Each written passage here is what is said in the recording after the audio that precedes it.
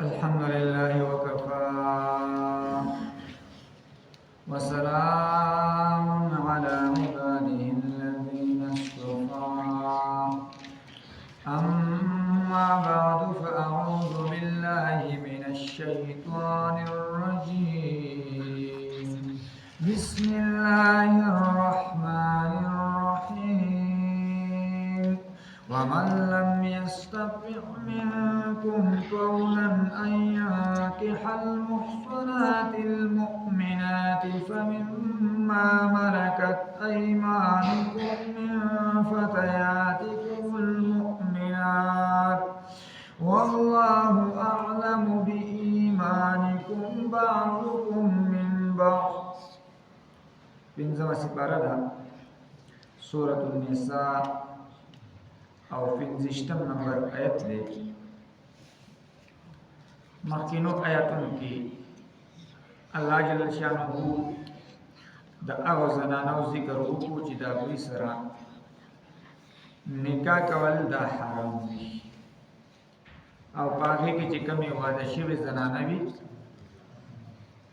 د مسلمانانو په نکاح کې وي نو د دغه زنانه سره هم بیا نکاح کول د بل چا لپاره دا حرام دي، جایز نه دي.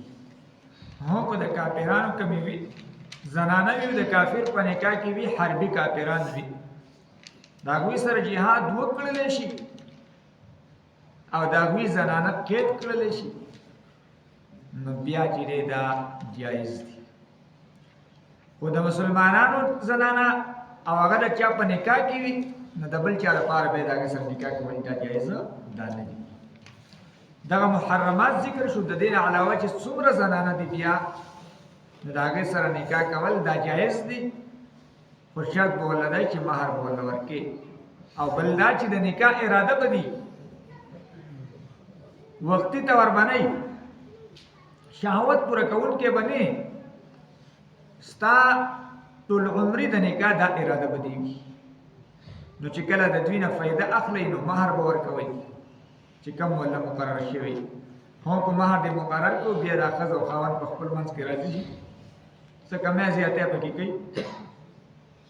نو په هغې څه ګناه نشته دی. اوس په دې آیت کې الله جل شانه فرمایي ومن لم یستطع منکم طولا ان ینکح المحصنات المؤمنات فمما ملکت ایمانکم من فتیاتکم المؤمنات. یو سړی دی د آزادې زنانه سره د نکاح کولو طاقت نه لري ځکه د آزادې زنانه د هغې حقوق هم زیات او دا اوس د هغې د حقوقو په ادا کولو باندې قادر نه دی نو الله تعالی وایي د وینځې سره نکاح کومه مؤمنه وینځئ د هغې سره نکاح وکړه ځکه د وینځو دومره حقوق دا نه وي. د آزادې زنانه چې کوم حقوق وي نو د هغې په نسبت باندې د وینځې حقوق دا چې دی دا کم نو د وینځې سره نکاح وکړه ځکه الله ستاسو په ایمانونو باندې عالم دی. تاسو ټول د یوې نوعې یوئ خو نکاح به د وینځې سره کې د هغې د مالکانو په اجازت باندې او بل دا چې مهر به ورله هم ورکړي. نو الله جل شانه من لم یستطع منکم څوک چې طاقت نه لري ستاسو نه طولا سعتا د پراخۍ د مالدارۍ ان ینکح المحصنات چې دی په نکاح سره واخلي هغه آزاده زنانه المؤمنات او مؤمنات نو فمما ملکت ایمانکم نو دا د نکاح وکړي د هغه زنانه سره یعنی د هغه وینځ سره ملکت ایمانکم چې مالکان شوي دي ښی لاسونه ستاسو من فتیاتکم المؤمنات ستاسو د هغه وینځو مؤمنانو والله اعلم بإیمانکم الله عالم دی ستاسو په ایمانونو باندې بعضکم من بعض ستاسو نه د بعضو نه ټول د یوې نوعې خلک یو نو فانکحوهن پس تاسو نکاح کوئ د دې وینځو سره بإذن اهلهن د هغوی د اکاګانو په اجازت باندې د مالکانو په اجازت باندې د چا وینځه ده نو د هغه نه اجازت واخله په هغې له په نکاح باندې درکوي چې سیټه په نکاح باندې واخله. خو دې کې یو مسله دا ده مثلا وس یو کس د دغه وینځه دا د هغې مالک دی، نو دا بغیر د نکاح نه د ده دپاره دا جایز دی. خو که اوس دا وینځه دی بل چا ته په نکاح باندې ورکړله، نو بیا د ده دپاره د دې وینځې نه نفع اخیستل، فایده اخیستل دا جایزه دا نه ده، ځکه دغه خپله فایده بل چا ته چې دا ورکړله. بیا چې دی بل چا په نکاح باندې ورکړي او د دې نه کم بچي پیدا کېږي، نو دا به یې غلامان به حسابېږي. خو که په خپله دا د خپلې وینځې نه فایده اخلي، نکاح یې ورسره نه کړې، دا یې مالک دی، نو بیا به دا بچي د دې سړي په خپله چې دغه حسابېږي. یعنې که بل چا په نکاح باندې ورکړې وه، نو د وینځې کم بچي کېږي دا به یې غلامان. خو که په خپله دا د دې وینځې نه فایده اخلي او بچي کېږي، نو دا نسبت به د پلار ته کېږي، ځکه خیر الابوین دلته دا د پلار نه نسب ثابتېږي، نو دا به د ده بچي وي، لکه څنګه چې د نورو بچو میراث په دقه شانتې به دا هم ورسره په میراث کې به څه وي، دا شریک وي ورسره. نو فانکحوهن پس تاسو په نکاح سره واخلئ دوی لره باذن اهلهن د دې د مالکانو په اجازت باندې، او وآتوهن تاسو ورکوئ دې ته اجورهن دي مهرونه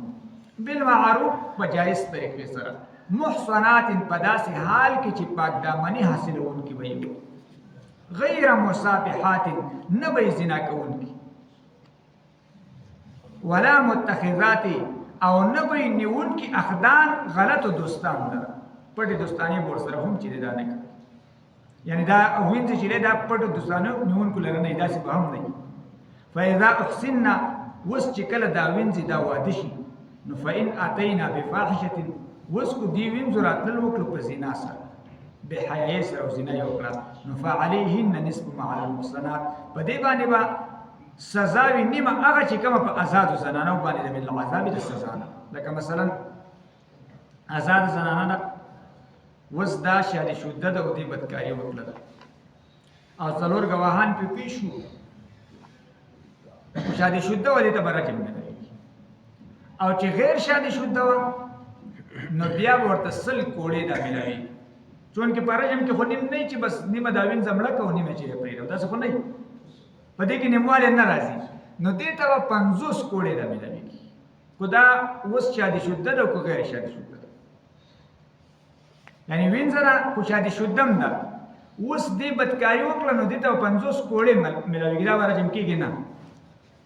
نو فإن اتینا پس که چېرته دوی راتله وکړه بفاحشة په زنا سره، نو فعلیهن په دوی باندې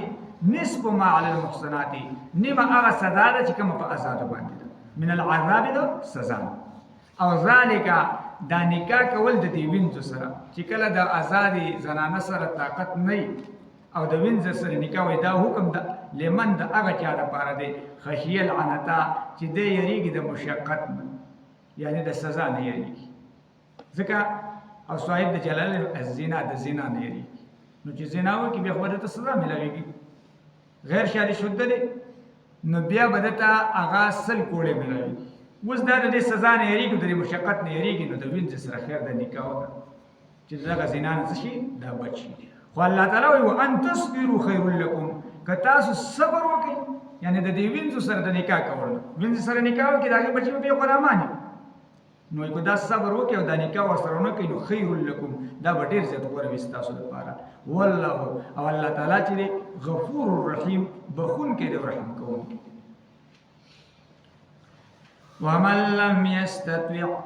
او هغه څوک چې طاقت نه لري منکم ستاسو نه طولا د پراخۍ ان ینکح المحصنات چې دی نکاح وکړي د هغه آزادې زنانه سره المؤمنات مؤمنانو سره، فمما ملکت پس هغه چې مالکان شوي دي ایمانکم ستاسو ښی لاسونه، من فتیاتکم المؤمنات دغه وینځو ستاسو مؤمنونه، والله او الله تعالی چې دی اعلمو خبردار دی بإیمانکم ستاسو په ایمانونو باندې، عالم دی ستاسو په ایمانونو باندې، بعضکم بعض استاسنا من بعض د بعضو ندی، فانکحوهن پس تاسو په نکاح سره اخلی دی وینځو لرا باذن اهلهن د دې د مالکانو په اجازت باندې، وآتوهن او تاسو ورکوي دی وینځو ته اجورهن د دوی مہرونه بالمعروف په جایز طریقې سره محصنات پداسي حال کې چې پاک دامنی حاصلون کی وي غیر مصافحات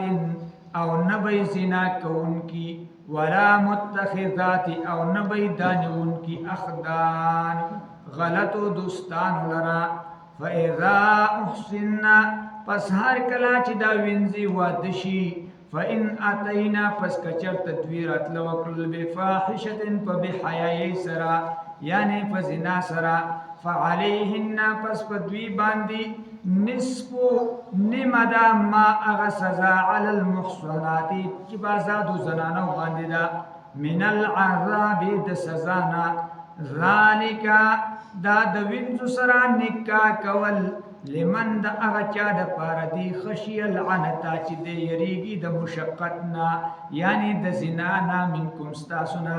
وان تصبروا او دا چې تاسو صبر وکړئ د دې وینځو سره د نکاح کولنا خیر لکم دا به ډیر زیات غوره وي ستاسو لپاره والله الله تعالی چې دی غفور بخون کې دی رحیم رحم کون کې دی ومن لم يستطع او اغاسو چی طاقت نلری منکم ستاسونا طولن د فراخی این که حل محصناتی چی دے پنکا سر واخلی اغا ازاد زنانا المؤمنات و مؤمنان زنانا فمما ملکت پس بنکا سر دے واخلی اغا چی مالکان شوی دی ایمانکم ستاسو خیلاسونا من فتیاتکم المؤمنات داغا وینځو ستاسو مؤمنونا والله او الله تعالی چې دی اعلم عالم دی خبردار دی بی ایمانکم ستاسو په ایمانونو باندې بعضکم بعض استاسونا من بعض د بعضونه دی فانکحوهن پس تاسو په نکاح سره اخلی دی وینځو لرا باذن اهلهن د دوی د مالکانو په اجازت باندې وآتوهن او تاسو ورکوئ دوی ته اجورهن د دوی مهرونه بالمعروف په جایز طریقې سره محصنات په داسې حال کې چې دا به پاک دمني حاصلونکي غیر مصافحات او نه به زنا کوونکي ولا متخذات او نبی نیون کی اخدان غلطو دوستانو لرا فاذا احسننا پس هر کلا چې دوی وادشي یعنی دا وینځي وادشي فان اتینا پس کچارتا دوی راتلل وکړل بفاحشه پسنا سرا فعليهن پس پدوی باندې نصف ما نم اغه سزا ده علی المحصنات چې پازادو زنانو باندې ده من العذاب د سزانا ذالک دا د وینځو سره نکاح کول لمن د هغه چا د پاره دی خشی العنتا چې د یریږي د مشقتنا یعنی د سزانا یا سوید جلال الزنا د زنانا منکم استاسنا وان تصبروا او دا چې تاسو صبر وکئ د وینځو سره د نکاح کولنا خیر لکم دا ډیر زیات غوړ وي تاسو لپاره والله الله تعالی چې دی غفور بخون کې دی رحیم رحم کون کې دی واخر دعوانا ان الحمد لله رب العالمین الا سمع صواب الا دنیا و آخرت محفوظ کی اللہ جنت الفردوس کے اعلی اعلی مقامات رکھی اللہ دے جہنم میں محفوظ کی اللہ دے فلسطین مسلمانان مدد نصرت کی اللہ ډیر وړ وړ ماشومان الله کومین باندې ولنګي الله مسلمانان چې کوم حاکمان مشران دي الله اغوي او دغه بالکل اغوي وددي او هغه طرف ته سوچ نشته الله زموږ د حاکمان د مشران د چې د رایخ کی او الله د فلسطین مسلمانانو مدد او نصرت چې وکړي الله خپل مدد ورسره چې شامل حال کی الله ته مدد او نصرت وکړي دا اسرائیل امریکا الله خپل تر باندې وهلي الله خپل قهر خپل